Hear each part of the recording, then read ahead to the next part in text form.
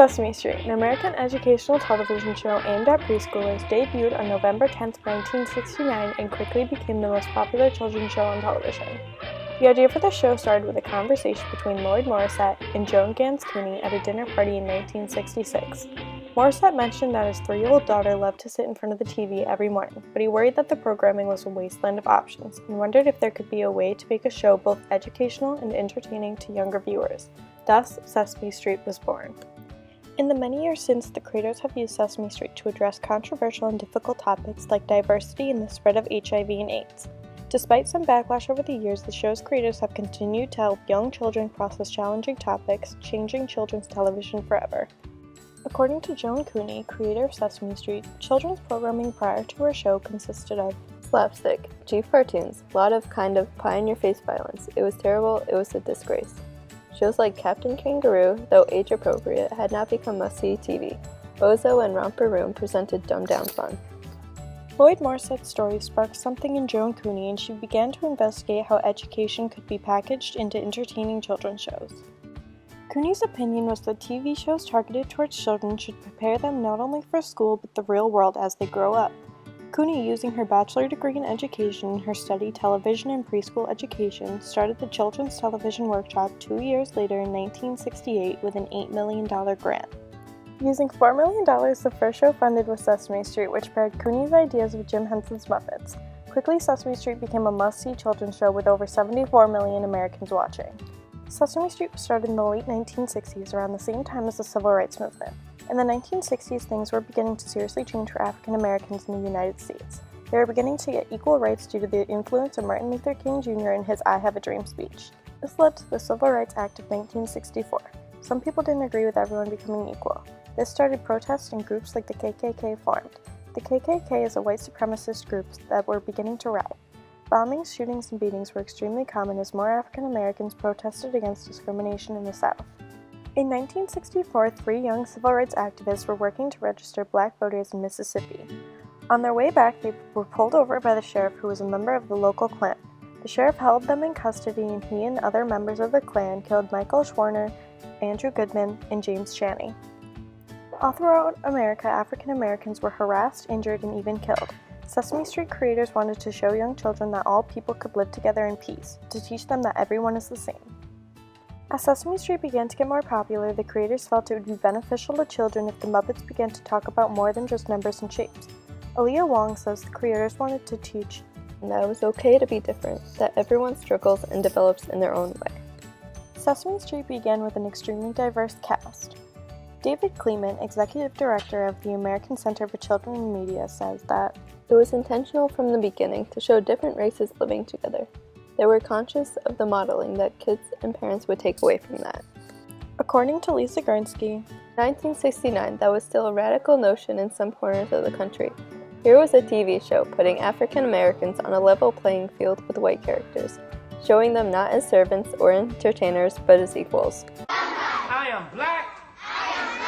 Brown, white, I speak a different language,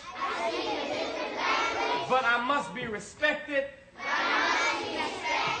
protected, never rejected. I am God's child. I am somebody. Give yourself a big hand. In May 1970, the State Commission for Educational Television in Mississippi banned Sesame Street. In the 1970s, Mississippi was still dealing with a large amount of discrimination. Many white children were taken out of public schools and put into private schools that only accepted white teens. Families had an issue with the cast chosen for Sesame Street, and seeing the different ethnicities living together was deemed inappropriate and offensive. One of the commissioners states that some of the members of the commission were very much opposed to showing the series because it uses a highly integrated cast of children. The ban was lifted 22 days later because the State Commission received a surplus of letters from people in and outside of Mississippi that felt the ban was unreasonable. One supporter of Sesame Street says, probably more conscientious parents who will put the education of their children ahead of their personal prejudices, and these people should not be denied a choice. Sesame Street started tackling real-world issues from the start, trying to show kids that people with different skin colors shouldn't be treated differently, and that everyone should be equal. Sesame Street creators wanted to show kids that every single person is different, and that it should never affect the way you look at or act around a person. In December 1984, 13-year-old Ryan White was diagnosed with AIDS soon after having a blood transfusion. He was given 3 to 6 months to live. White was taken out of school for a year and a half, and he begged his mother to go back once he regained his strength. When his mother finally allowed him to visit school again, he was bullied and harassed by the students he once called his friends. It was really bad. It was, people were really cruel. People said he had to be gay, he had to done something bad or wrong, or he wouldn't have got it. Or God's punishment. We heard the God's punishment a lot, that somehow, some way he's done something he shouldn't have done, or he wouldn't have got AIDS. When the AIDS and HIV disease had become a leading cause of death in many places around the world in the 1980s, Sesame Street wanted to show kids that people with the disease were just like everyone else. In 35% of countries, half the people living with AIDS or HIV have reported being discriminated against or abused. Many people were discriminated against due to lack of knowledge on the disease. No one was really sure how it was transmitted. People believed that they could get the disease just by being near or touching someone with AIDS or HIV.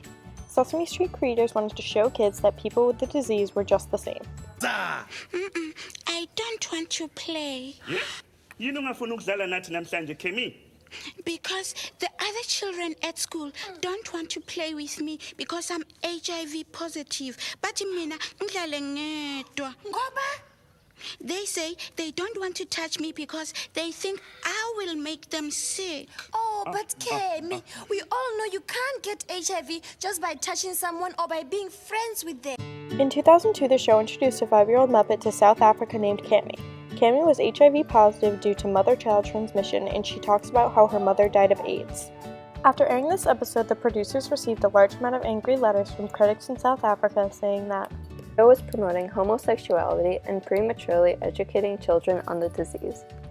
Cammy was created to show people that just because someone has HIV or AIDS doesn't mean that they can't live a normal life, and they should be treated just the same as everyone else. Gloria Britton, the project manager for Cammy, says, So many young children in South Africa who face the issues of being affected and infected by HIV and AIDS on a daily basis. We've got to help children to understand the real world that they live in. Do you tell everybody that it is okay to hug someone who is HIV positive like me? I sure do, Cammy. That makes me very happy. Give me a hug. Cammy was supposed to make her first appearance in the United States, but 5 representatives of the House of Commerce Committee insisted Cammy's story was not age-appropriate and should not be on PBS due to how mature the topic was. Since Sesame Street creators felt it was so important to share Cammy with the world, they made a compromise to just air Cammy's episode in South Africa, where most people were affected by AIDS and HIV. Since the start of Sesame Street, more children's TV shows have not only been made to educate younger viewers, but have started to bring in controversial topics to the plot in order to appeal to all children and families.